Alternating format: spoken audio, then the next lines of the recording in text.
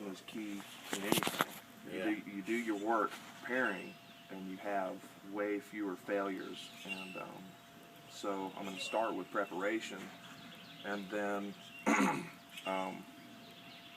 go into you know, even the installation of the motor and all that kind of stuff. Because if you eliminate your problems, your potentials beforehand, your air leaks, stuff like that, you eliminate all that beforehand, then you're not trying to chase that. It's just down to, I have a tuning issue.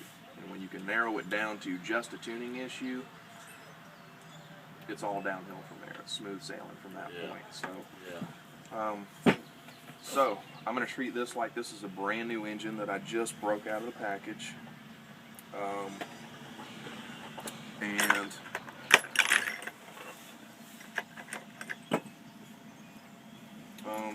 while I'm taking this apart again. Can I ask you a question while you're taking it apart? Uh-huh. Why would you blow out front bearings way too much? Is there a reason why you get too much fuel and compression and it's got to go somewhere? I don't think that would be an issue. I think that would be either an issue with quality of the bearing or just lack of lubrication. I mean, okay. Is this happening? Is it happening with a particular engine? No, it happened with a particular person. David Morton. That man is. I bet he's replaced 15 damn front bearings, and I ain't blew one out yet. Is this in a particular motor that he has, or is every it motor in every he motor has. he's got? Every motor he has. That. And he's using the TKL bearings. So. That to me has got to be like a lack of lubrication. I don't know if he's running his engines too lean or something. Well, I've had issues with the clutch, the collet on the clutch belt, or on the flywheel. Is not tempered enough, and it slides over and hits the washer that you shim out, and it'll cup it back towards the bearing and cut the inside of the bearing.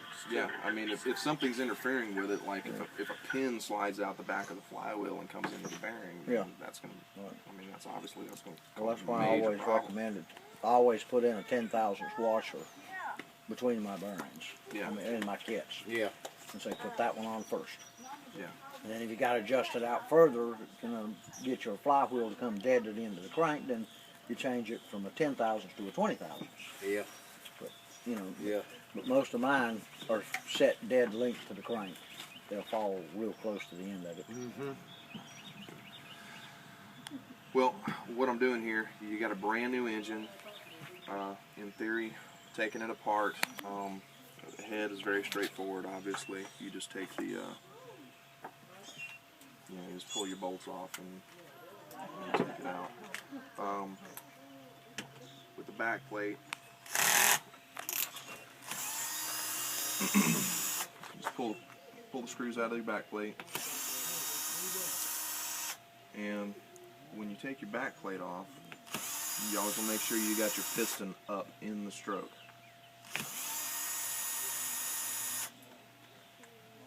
So you want to make sure you got your piston just at least off the bottom a little bit. It doesn't have to be all the way up, but pull your piston up off the bottom, and then just go ahead and pull your back plate off. That's where the piston actually comes into the back plate, and without having your piston up, you'd never get your back plate out. Unless you grabbed a piece of, some channel locks or something like that, pry it on it, then you're going to break your piston skirt off. Yeah. It's the same thing when you're putting it back in. You want to make sure that you've got your piston up. That way, when you cinch these screws down, you don't break the skirt off the piston. Yes. I've seen that happen. Ta-da! I'll put the piston in backwards. And it's ugly. No. That's the other thing. So some engines are harder to get the sleeve out than others. But you can just kind of rotate it back and forth a little bit, and at that point you can take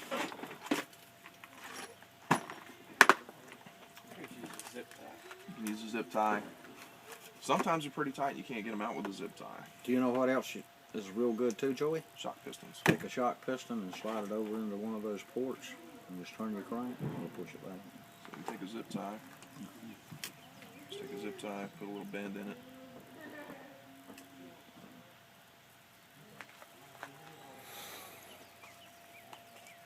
And you just slide that into one of the ports. You're placing this in between the piston and the port, and then you just turn your crank. Push it right up. And it comes right out. Just like that. Nothing to it. Some are harder than others to get out. You know, sometimes you put a zip tie in there, you turn it like that, and it's tight. You turn it real hard, and it just cuts it, and it falls in the bottom of your engine. Yeah. So it's not a big deal. It's just plastic. You just get it out. But if that is an issue, then you know, use something thicker, like a shock piston or something like I that. used the end of the toothbrush, and I didn't put mine in that way. I went in the back. I will say this: never ever use a piston locking tool unless it's the kind that slides in from the back and actually keeps it from rotating. Other than that, don't ever use a piston locking tool because it has the same effect as trying to compress too much fluid. If you've seen the piston locking tools that go in from the glow plug, they put a lot of strain on your rod. Like if you're trying to take your clutch nut off or put it on or something like that, that's a lot of torque and that's a lot of force to be putting on right there. So anyway, you just pull your piston out, and I mean it's straightforward. It pretty much just comes off the crank pin. Some of them can be a bear when they're new because it's such a tight fit. They can be a bear, but if you mess with it, they'll come right off. That's it. And you're going to take all these parts. And Mitch, can I get a glow plug wrench from you?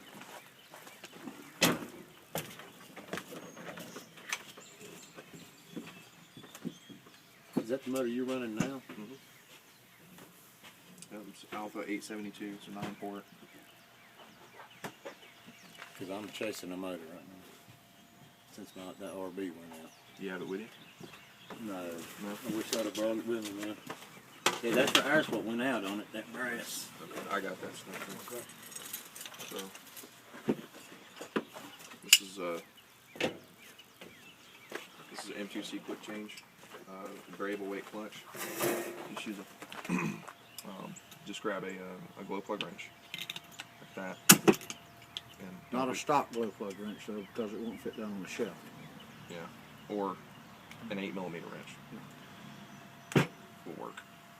Just like an 8mm, you know, open end wrench. You can actually fit that on. Yeah. Pull that nut off, and then if Don't you lose get your washer, Joey. Is it still on that? No, you gotta wash it on there.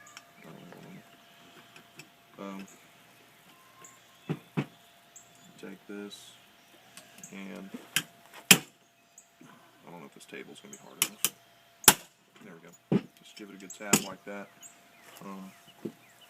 If you got a flywheel puller, it does it with a little more grace. Yeah. But they will come off like that. And this is something I really like about the M2C system is that you got your whole clutch is still on there. So if you want to replace a flywheel, it's just bam. You know, just, That is cool. I didn't know. Yeah. That's all right. It's just like the Lucy style. It's got all There everything. it is. But you can also, if I don't mind me interjecting, Joey. go for it. Here, if you got multiple flywheels and you get out here on a track, if you, like we got different weights in there, and you can load none, half, and full, and be able to change it out within 5 minutes, go back out, and see which one feels the best on those particular days. Yeah, it is very helpful when you get to the point where you're tuning your clutch to be able to have that speed because you can go back out there, especially like at big races where you're really limited on practice time. Yeah. But I'm like real anal about when I do it. When I test something, I want it to be on right then. I want it to be on the exact same track conditions. I don't want track conditions to change before I can get back out there and do something. Like at the Psycho Nitro Blast, the track blows out and it blows out fast. And if you could change something and go out there and the track could be completely different. So you make a change and you almost don't even know what your change did because the track is different. What made the difference? So you could just waited 30 minutes to an hour and it just been completely pointless. Exactly. I mean, you'll stand in line at the cycle for 45 minutes just trying to get on the driver's stand. So, yeah, I mean, with 500 entries, so Yeah. it takes a while. Yeah. But anyway, back on topic. Just go ahead and slide your crank out, and that's it. Wow. And,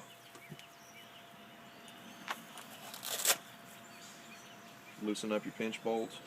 Loosen it up, and then go ahead and push on that one side. That way it loosens up. That'll make your carb easier to pull out. Pretty much all carbs are made the same on that pinch bolt, like you just said. Yeah, they're all the They're same, all the same, like right. that. And you pull your carb out, and then you got an empty crankcase, except for the bearings. You've got your crank, your cylinder, your piston, rod, all that stuff. And then what you're going to do is you're going to wash out the engine. You're washing out all the little metal fragments and stuff like that from where they machine the engine. A lot of times, and more manufacturers, some than others, will have quite a bit of metal up inside of them. You do not want to start your engine. That's exactly right. You know, some companies are going to have better quality control than others, and you can pretty much guess which ones are which. Yeah. So you just take some fuel, and you know, just have a real good look at it. Wash it out. Get in there. Take your finger. Run it up in there everywhere that you can. You know. I don't really recommend grabbing like Q-tips and stuff because the lint and all that can get caught on little sharp edges and stuff like that. Yeah. But if you've got something like a little bottle brush or, you know, a gun cleaning kit or, you know, a kit for cleaning spray equipment, you know, car finishing equipment or something like that, they're cheap. You can get them at Harbor Freight, and they come with all the little. Yeah, they clean the guns out. Exactly right, and they come with all those little brushes that you can get down in there. Those are pretty good. But typically, I just take my finger, I go through it, and you know, try to loosen up anything that may be caught on there, and you just shake it out. I'm gonna grab a little bit more Sidewinder.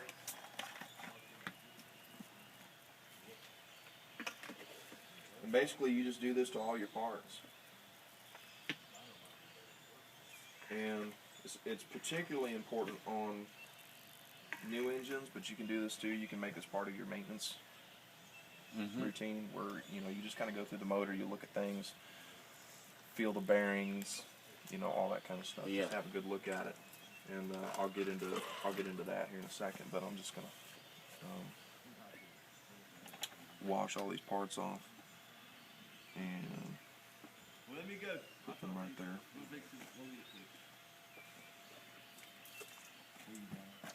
that, run your pinky up in there. Get anything loose that might be on there. Rinse it again. All that. Have you run this motor quite a bit? It's got about 3/4 of a gallon on it. I was I mean, just it's still wondering pretty in new. the darkness. It has to do with the lubricant that's in the fuel. All right. Yeah, Sidewinder does have a little bit more carbon buildup on it. I used to run Blue Thunder, it always make the top of the piston blue. Yeah. Guys, and there's actually, if you look at this one, because it's such a new engine and hadn't had that much fuel run through it, but after 4 or 5 gallons, it'll start to get a little bit of a red tinge to it. Yeah. It's not a problem. So, anyway, all that stuff is cleaned up. Go ahead and just pull your restrictor, your Venturi, out of your carburetor, and hold your carburetor open. Do the same thing with it. Just flushing all this stuff out.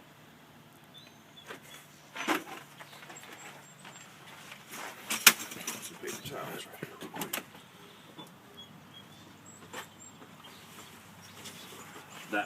Is that motor fairly reasonable, or is it? Yeah, those Yeah. are reasonable motors. They really are. It's about 220 for that motor. Okay. I don't remember. I got it in a motor pipe set, and I got it from somebody who gave me a pretty good deal on it. Uh-huh. So I don't